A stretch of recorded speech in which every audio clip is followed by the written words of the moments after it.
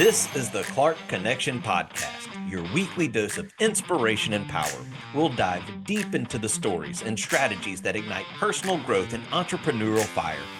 Join us as we empower you to take control, level up your leadership, and build the life you deserve. Get ready to rise, to thrive, and to finally become the leader of your own destiny. Let's go. Welcome to the Clark Connection Podcast. It's great to be here with you. I'm your host, Aaron Clark, aka Coach Clark. And today we have special guest, Sam Thomas. He is the executive director for AIM College. And we're going to talk about leadership, personal development, leadership development, trust, team dynamics, and much, much more.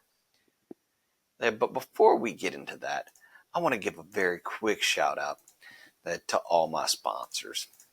And first, we've got Bobbie with the Comfy Quest LLC.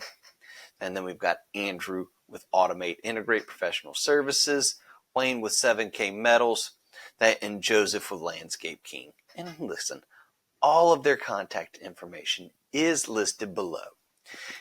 Also, if you want to connect with me, all of my contact information is on here. It's on my website, or you can reach out to me via social media at coach_A_Clark. And if you get in touch with me, if you reach out to me, I'll get back to you within 24 to 48 hours. And so before I get going with that, and bring on Sam, I just want to share a little bit about him.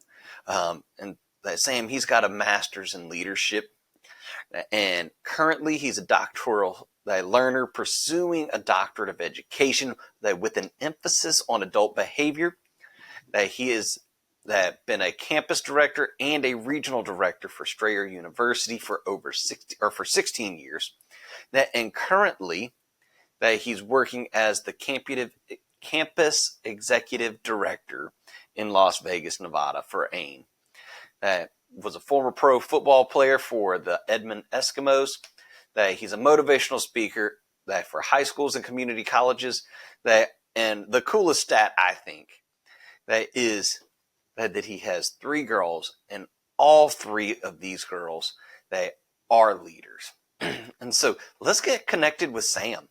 And welcome to the show, Sam. Hi, Aaron. Happy to be here. Man, yeah, appreciate you getting on. I know we just kind of met, and we were talking about, Sam. He's the campus director for AIM in Colorado. Las Vegas. Las Vegas. So I'll say Las Vegas, Colorado. When you're coming from Louisiana, it's all the same place, That's right. And so just to kind of tell people, what is AIM? So AIM is aviation maintenance school. So pretty much as a breakdown, we have students that come in from college, folks who's already working in the aviation field, working on airplanes, and we train them to become A&P mechanics. So what that looks like is they go through pretty much a 21-month program, and these students are coming out, can work anywhere around the country, teaching them life skills, what they need to be successful. And these folks, they know how to work on these planes and keep folks safe, and that's so important in this day and time. Yeah, that is real important, especially if you're thousands of feet above the ground. The one thing I asked the question during orientation is, what's the percentage of safety that we want our planes to land? And it was like 100. I said, you're absolutely right. We don't want the planes to land at 90%, 70%. We want them to land 100% of the time. So do you ever get anybody that's like, 90? Do you ever get them less than 100? Yeah, they think about it. Then they realize it's a trick question just to get them involved. And they say 100, so it's pretty cool. Yeah. And I mean, y'all are a pretty big organization. How many different locations do you guys have, and where all are you located? Now, that's a great question, since I've been with the company now about 7-8 months. And right now, I think we're at around 15 locations around the Southeast, from Virginia, far west, in Fremont, California, Vegas, Phoenix, Dallas, and Atlanta, Orlando, New Jersey, all in that corridor. So it's going. We're pretty strong, pretty solid. Yeah, Chicago, all those big cities. and so that I'm glad you kind of went there, because that was going to be one of my questions, is being a new leader to that AIM, and only been there 7-8 months. That what is one of the biggest struggles for you, that or any leader really, as they go into a new environment? Well, one of the biggest struggles for me was learning the new jargon as relates to the operational piece. I've been in as campus director and region director for 16 years with one company, right? So, and I've trained people about change and being able to adjust and things of that nature. But hey, when I decided to take that leap and jump to the aviation side of education, a lot of things changed. Operational leadership and people, I got that covered. I've done that a long time. But just understanding the dialogue and the processes, the rules of the FAA, things of that nature, that was different. But once you learn it, it's just like anything else. Right. And what would you say that moving in there, what was your biggest challenge once you actually got into AIM? What did you see was the struggles that you had to help your team overcome? Well, the biggest challenge, not for me, and it was just going to a new place. I moved from Richmond, Virginia, to Vegas, so it's a totally different world as it relates to terrain, people, and the biggest challenge was getting those folks to trust me. But it really wasn't a challenge because I have processes and different concepts on how I get people to trust me as a leader and making those sound decisions. But still, my main thing is I focus on number one is personnel development. I'm here to help change your life and enhance it.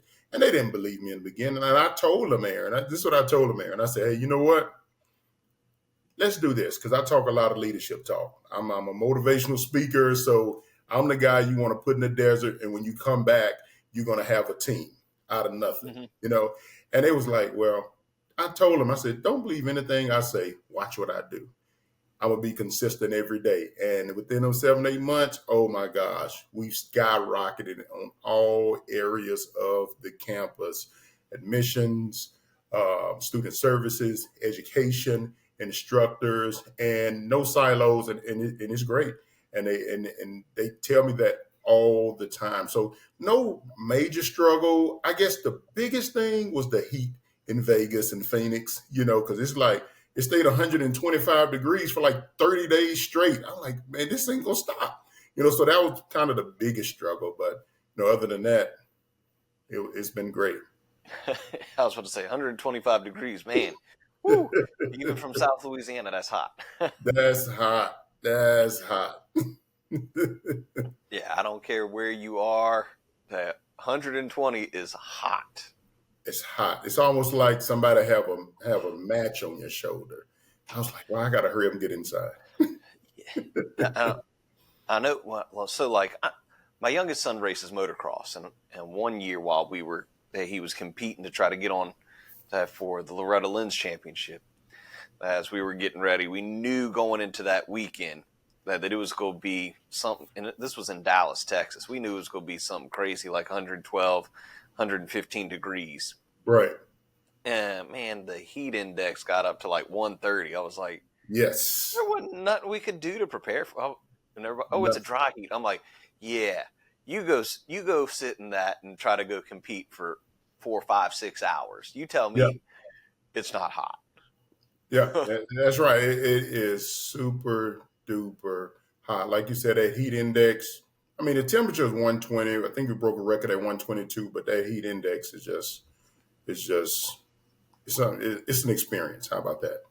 Yes. Yes. Very much an experience. And so you were said something about, hey, I've got this process that I use to go and win over the trust to have my people. And you'd mention, all right, I'm going to be consistent. Don't believe what I say. Watch what I do. Right. what else do you do to help instill that trust with the people you're leading? That's a great question, because remember, when you're going in taking over a new campus, you're not just doing operations. These people are trusting you with their livelihood, and I understand that. Previously, with my prior company, I ran 10 different sites. So one in two campuses in Memphis, one in Knoxville, one in Nashville, Huntsville, Alabama, Jackson, Mississippi, Irving, Texas, Northwest Houston, Texas. And I had that experience. So I kind of had leverage going in because I understand how to adjust. But what I do specifically, Aaron, is this. It's something very simple. And I helped a lot of other leaders with this. I go in and I have those meetings. I say, you know what, this is what I want you all to do. Everybody be, eyes wide open. I say, I need you all to give me all of your problems. And they stop and say, what? I say, I need to know all of your problems. They're like, what do you mean? I say, I need to know what you're going through personally and professionally as well. And everything we discuss is going to be in confidence. But I don't believe, and this is a true statement, I don't believe that employees can be successful if you're walking around with weight all on your shoulders. And the weight is not a tangible weight, but what's in your mind, what's going on in your emotions. All of those things impact workplace performance. I understand that. I'm a strong guy, I'm a big guy, but at the end of the day, I have stuff I had to deal with too, but I've learned how to balance that with time management, emotional intelligence, situational awareness, and to be able to articulate, hey, I have this going on. Can you help me get through this? When I did that, Aaron, one by one, folks start coming in. Mr. Thomas, can I share some things with you? Absolutely. And guess what? They just feel better. Just being able to share, hey, how can I improve? These are some things I'm working with. And to know I can give them some resolve, either giving them a book to read, giving them some motivation, giving leadership talks like every day. I love to do that, Aaron. That was a part of the job requirement. I'm like, well, I do that anyway. So it was perfect. And week by week, employees start saying, hey, Sam, guess what? I'm better. I feel better. I like coming to work. Why? Because we listen. We listen. We gave a plan of action, right? And give them some resolve on how to improve. And and that's what people need, direction. So pretty cool. No, I agree with you on that. Oftentimes, people just want to be heard. Absolutely. I was working with a staff, one of our campuses. I guess it was last week, and we were going through the 7 habits of highly effective people. Mm-hmm. And I was like, guys, that you got to seek first to understand before you can be understood, because people don't care how much you know until they know how much you care. You don't care. They ain't listening. And so it's one that I often check in with myself, and we should always be asking ourselves as leaders is, can my people approach me? And that was one I was reading that this morning was that how approachable are you as a leader? And I was like, ooh, man. And you know what, Aaron? In that same vein, and I can't remember the book that comes to mind, but if your team is not comfortable coming to you, guess whose fault it is? No, it's Aaron's fault. It's Sam's fault. Because we've done something, whether it's some type of indirect intimidation, trust, something like we missed the mark. And that self-evaluation has to come in place. Because if I miss the mark, Aaron, I have to look myself in the mirror and say, dang, I missed it. But what can I do to fix it? It's not always the employee's fault. Now, if we've done all we can to support them, hey, that's great. Gave them the resources, gave them the coaching.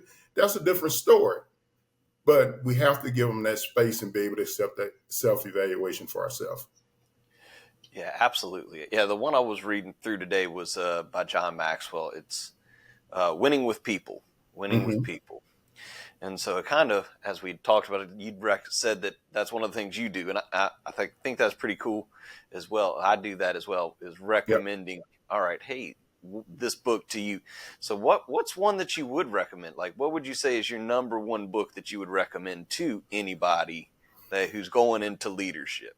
So Maxwell is very dear to my heart. And I'm going to get to the answer here. I was in Nashville at the time, and he came to town and did this conference, and I was invited. and I was there, and he was on stage, and I'm just sitting here looking at this guy like, man, this guy really helped me in my leadership when I got into being a director. And I got to the book signing, and he had a new book at the time, but I wanted my favorite book signed, which is 360-Degree Leader, right? And Failing Forward. And the lady who was with him, she said, well, he's only signing a certain book that they were presenting at the time, the new book. And I felt kind of like deflated. I was like, no. And I was like, okay. And then he called me. He was like, hey, sir. I said, can you sign my book? And she was like, yeah, that's one of my older books. And I said, hey, this helped me. So just having that interaction with him, just to tell him thank you for what he's done for me, indirectly, it made a difference. But that 360-Degree Leader, oh my gosh, it's in stages as it relates to your own personnel development. And he asked some really hard questions to really get you where you need to be. And I just embraced it. And it's my number one for sure. Yeah. And I love, I went and got certified to be a John Maxwell trainer and speaker coach, just because of the impact that he had on me. Just reading, the first one I read was the 21 Irrefutable Laws of Leadership.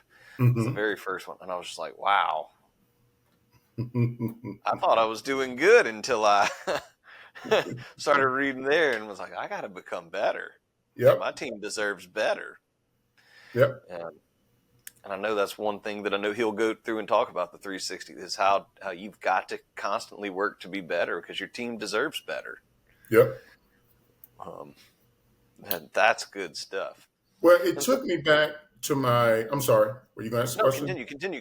Yeah, It took me back to my athletic days of playing football. No matter what team I'm on, if I've had the opportunity to lead, it all goes back to team. Having people in position based on skill set, right?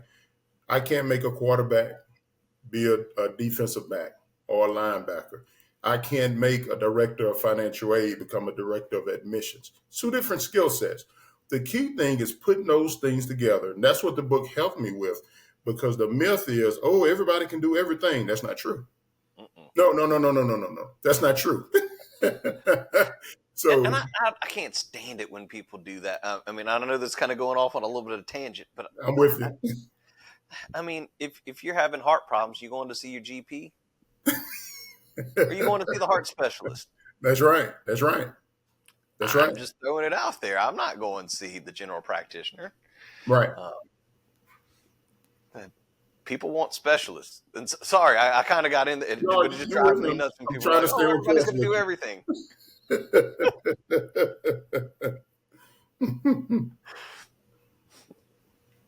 And so, yeah, that is very key, that being able to connect and make your team work together. Yep. Very good.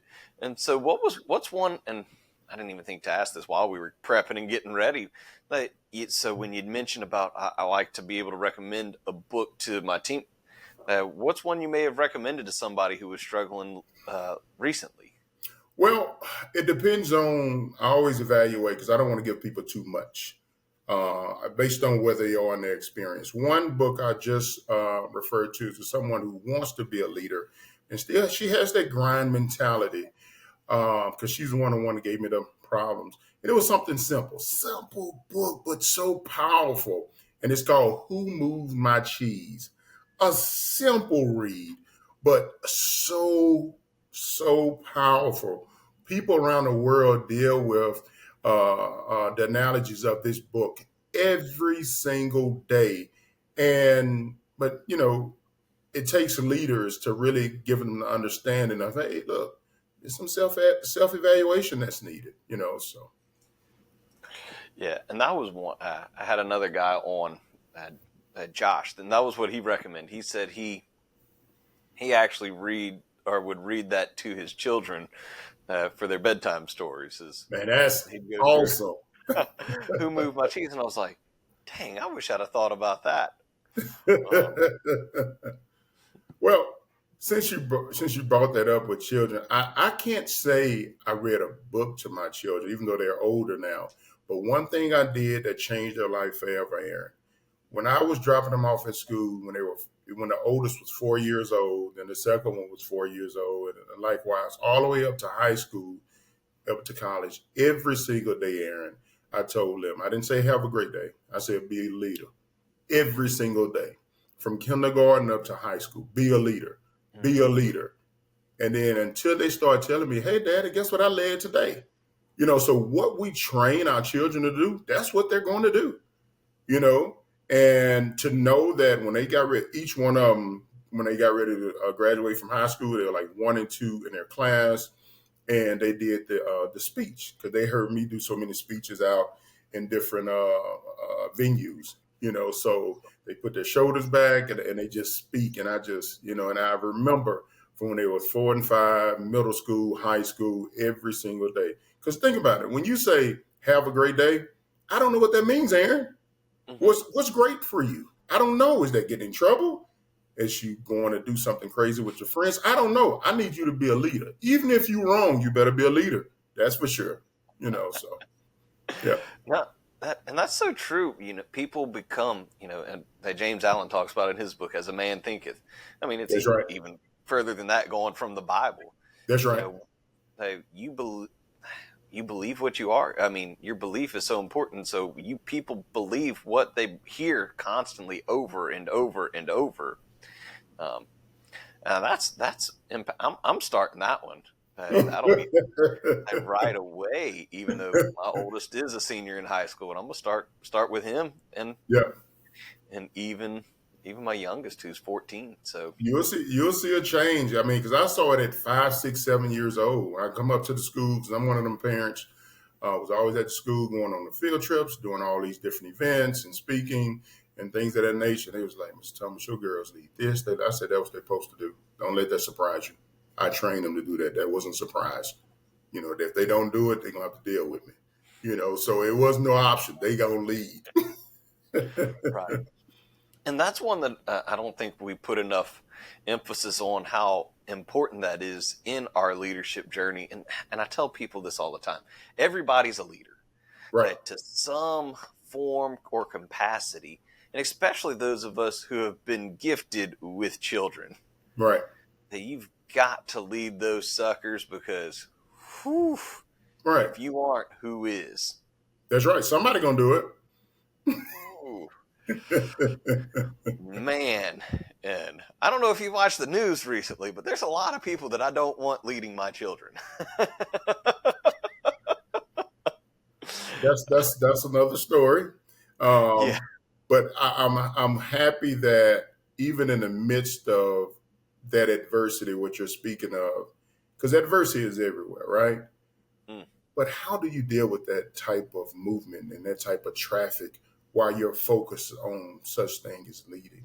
That's how you know if it's real or not, right? That's when those books come into play. Reading those books is so important because you don't have anything downloaded. You don't have anything to respond to. So you respond on how you feel and what you think. And that's not true. It's just an emotion that needs to be controlled. And that's why I try to tell all my employees and students, hey, just because you feel somewhere, that's great. But that has nothing to do with the concept of why we're here. How do we maneuver through this type of traffic that you're going through right now? Let's do some research on that. Yeah, so important. Yeah, I was actually talking with one of my directors the other day about that. They were like, man, that stuff just wasn't going right. Yeah. When I stopped them to talk, they're starting to get emotional. I'm like, guys, look, stop. This isn't a life or death situation. There's no need to cry right now.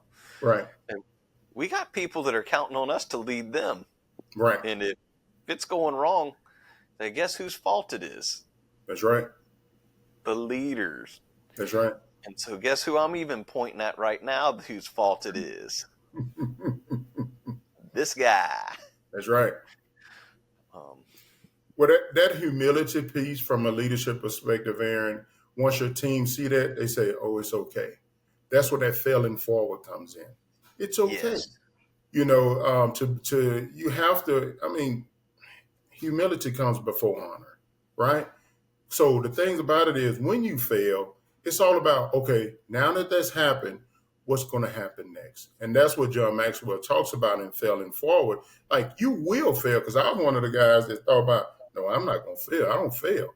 And guess what? Things didn't always go my way, no matter how much I planned. But what I did was I learned. I didn't lose. I learned what not to do next time. And that's what I tell the team. My team now, I have 50 people that report to me. They're like, Mr. Thomas, I messed up. I say, that's great. They're like, what do you mean? I say, that's great. You're not going to. I said, no, you just learn what not to do next time. So let's put together a plan of action just to make sure you have the steps moving forward. And guess what? It's better. Now, if you come here every single day with the same problem, that's a behavior issue. You're choosing not to do something different, and that's a different conversation. Yes. Yep. And that, I mean, both of us played ball. Yep. I like to tell everybody I'm a recovering football coach, but that was one I always told my players. I can deal with mistakes. I can Yep. deal with you messing up. Hey, but please give 100%. Yep. Learn from it and give us 100%. That's right. Every time. And that was when I stopped. I didn't fuss at you if you messed up. But if you weren't giving us effort, whoo. That's an opportunity. Yes. And same thing. I think that's so much more important, is to even look at when somebody does mess up. What was the intention behind the mess up? Yeah. What were they trying to do? Were they trying to cause harm? Like, I mean, seriously, you would be upset if I was trying to cause harm to you and then made a mistake. Right. But if it was, hey, I was trying to help better the team, hey, we can work with that. That's right. Man.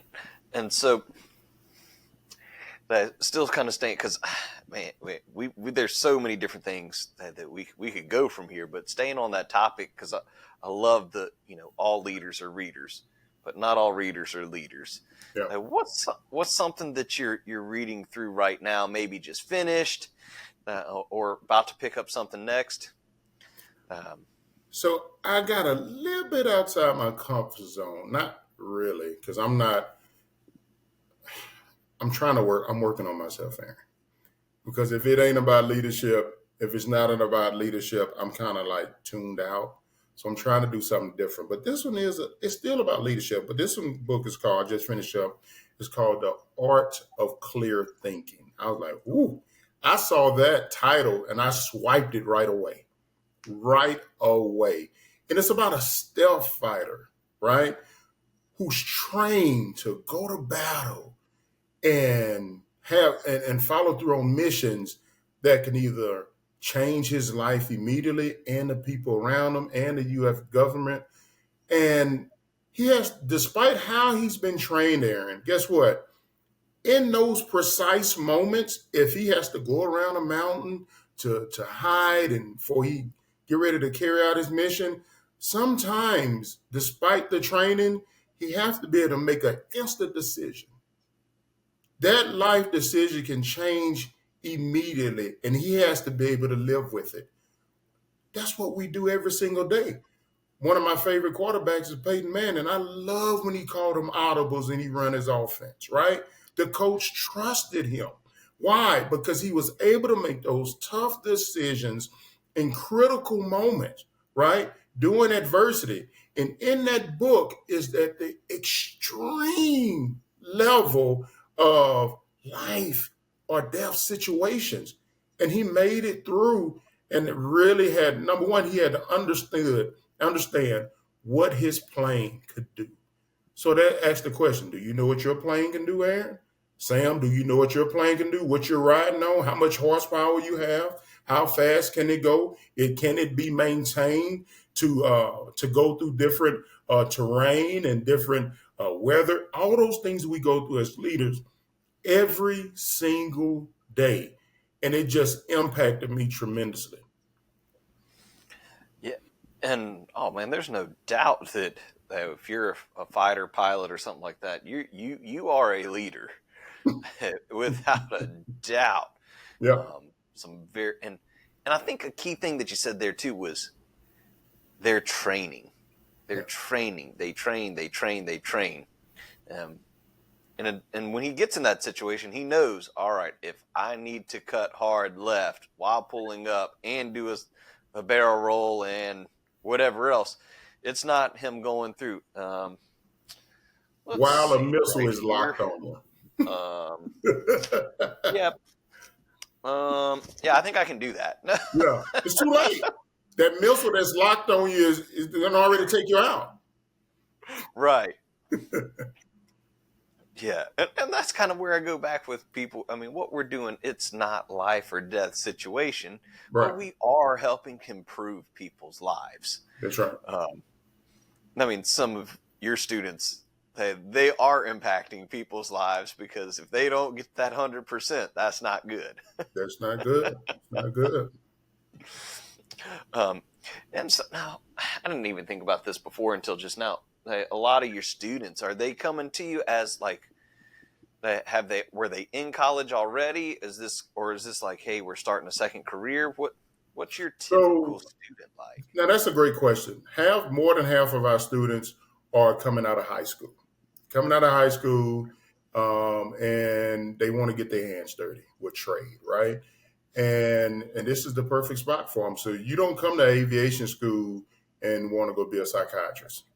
You going directly. That's exactly what you want to be, right? And that's our daytime students. They're accustomed to going to school, high school, so it's easier for them to come to school during the day. Our nighttime students from pretty much 4:30 to 11, those are experienced students who already been working in the field, right? They already been working at different airports in mechanics, and they want to get promoted. But you can't be certified unless you have that official A&P certification from the FAA.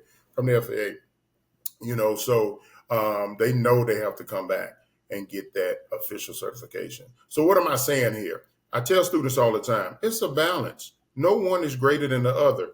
It just depends based on your mindset, what you're willing to do at that particular time of your life. Because everyone is different. No one is greater than the other. It's your decision. Once you make a change, guess what? Your life is going to change. And I tell students that, hey, a lot of times folks say, well, I want to wait till things get right before I move. Guess what? You're going to be waiting forever. You move and then things will get right. You're not lying about that. Yeah. That's always been my favorite one is, once I get everything this and that and that. You're going to be waiting forever. Get started. Yep. You're never going to get started. Because there's never a convenient time to better your life. It's never convenient. Right. Or I think one of my favorites that I've heard is, when's the best time to plant a tree, right? When is that? 20 years ago. 20 years ago. The next best time is today. That's right. Right now. So, it'd have been great to have done that 20 years ago, but next best time, get it going today. That's right. And so as we're kind of wrapping up, hitting that time, Sam, one thing I ask everybody that is, what's something I should have asked you that I didn't ask you? Okay, so based on accountability, because I'm big on that, how about who are you developing? Because I'm big on legacy, Aaron. If what we're doing as leaders is not impacting what somebody behind us can wake up and say, I want to be like Aaron. He has the qualities that I desire, right? So what happens after Aaron? So that's what's going to be something that every leader should look at, because we talk about leadership. The first thing I ask the question is, Aaron, that kind of offends people. I'm like, well, who's following you? If nobody's following you, you're not a leader. Right. You just feel good about yourself. What plans do you have in place? Who will you develop as it relates to personnel that's going to change their life forever because you've impacted them? What type of influence are you having where you're working, or even not even working? It can be going to the grocery store. Either you're going to be transactional or you're going to be transformational. Either of the two. But that legacy piece is something that's very important to me. I know that for sure. Yeah. And so, and you may or may not want to give exact examples. So who are you developing? Who right now? I like that. I like these type questions. So right now I have two people. In my current role, at my current place, and a couple people in my old employer who reaches out and wants to become a director, want to become a manager, and I deal with them on one-on-one basis based on where they are. And I'm not going to call no names, but I believe in diversity. I mean, I'm a big Mm-hmm. deal on equity and diversity, so I make sure I connect with everyone.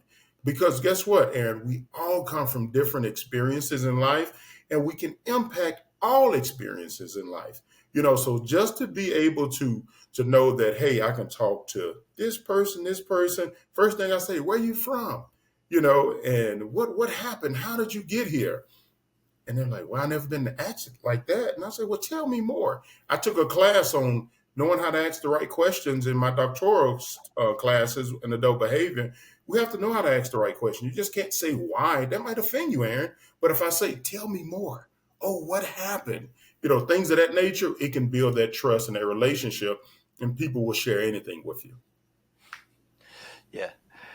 And how your words do matter. Exactly what you said, how you say it, it makes a huge difference. Asking instead of, well, why don't you get it?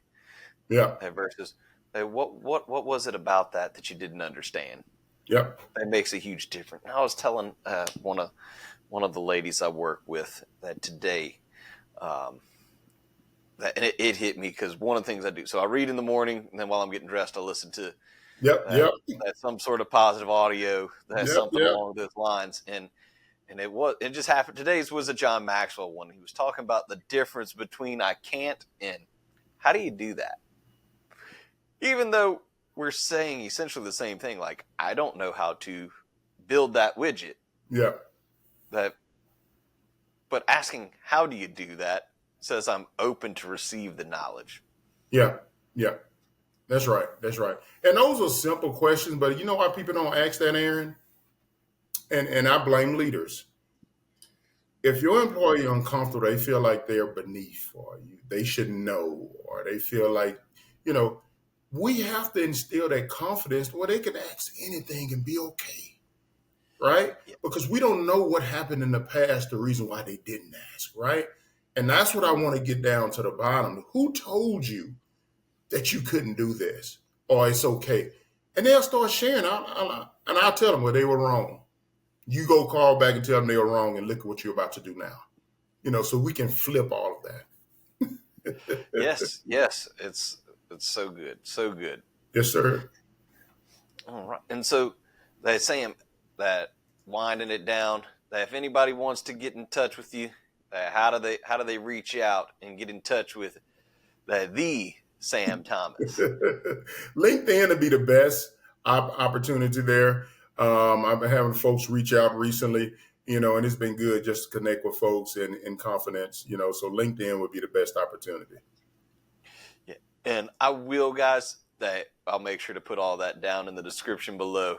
If you want to reach out to Sam any way, shape, form possible, please do so. Sam, I appreciate you getting on. Appreciate your friendship, and look, we're definitely gonna have to do this again. My man, I can't wait. I can't wait. All right, you have a good one. Man, wasn't that a phenomenal episode? Man, I had such a great time with Sam and really getting to go through and explore what all it takes to be a leader. And a couple of the key takeaways that I got that was, to build trust as a new leader, it involves being consistent and transparent. I think that's something we often overlook is how important it is for us as leaders to make sure that we are consistent and transparent. We do what we say we're going to do, and when we don't, we own it. Next, listening to our employees' personal and professional challenges is crucial. If you want to build a cohesive unit, you have to know your people for more than just a number. I shouldn't just know, hey, that's Aaron. I need to know, what is it that makes Aaron tick? We talked about the importance of leadership books and how it can impact your personal development, and how important it is to encourage a growth mindset for not just you, but your employees to help them to overcome challenges. And one of my personal beliefs is there is no such thing as professional development. It's all personal growth that you happen to use on the job. We talked about how adversity can be a powerful teacher, say for those in leadership roles, and that one of the key things that we have to do as leaders is to be able to develop other leaders to create a lasting legacy. And if you're looking for any type of leadership or personal growth training, it could be for you, your team, or your event, reach out to me. That I'd love to be able to help you on your journey, and to inspire you. All of my contact information, it is listed below. And for those of you that are watching on YouTube, Spotify, or anything like that, I did put it back up on the screen. I just got it back up there. You can reach me on all socials at coach_A_Clark, or via my website, www.coachaclark.com. And so again, you reach out to me and I will get back to you within 24 to 48 hours. And so remember, you don't have to be great to get started, but you have to get started to be great. So keep leading, keep growing, and keep innovating. Until next time, stay inspired and stay connected, and I will see you on the next episode of the Clark Connection Podcast. Thanks for listening to the Clark Connection Podcast, where my goal is to add value to you. Make sure you like, subscribe, and follow the show. You can also connect with me via my website, coachaclark.com, or on all socials at coach_A_Clark. The links are in the description. Huge thanks to my sponsors, Wayne with 7K Metals, Bobbie with the Comfy Quest LLC, Andrew with Automate Integrate Professional Services, Joseph with Landscape King, and Chris and Jess with CNJ Embroidery. We look forward to bringing you more great content. See you next week.